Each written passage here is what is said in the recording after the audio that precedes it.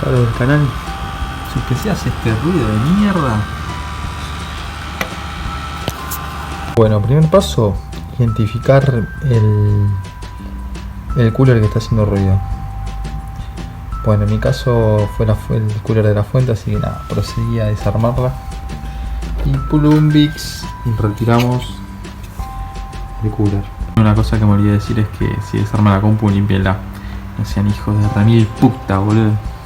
Ahí, facherita, tubi. Una vez que sacamos el cooler, sacamos esta poronga de acá de plástico y aquí está la tapita de goma. Bueno, esto lo que tiene adentro es como aceite, lubricante para que gire el cooler. Lo que hay que hacer es meterle lubricante para metales. Ahora se los muestro. Bueno, en mi caso tengo este, pero que es bien pistero, Fórmula 1.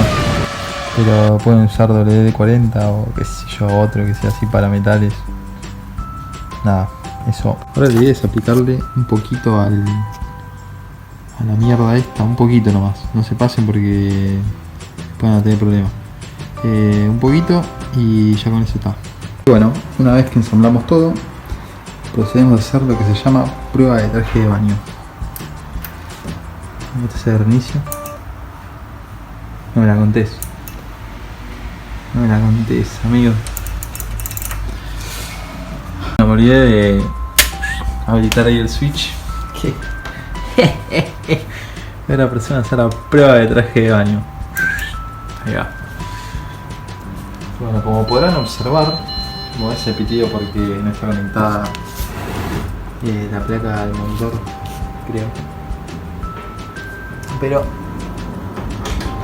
no se escucha nada. Bueno, chavales, hasta aquí el video de hoy.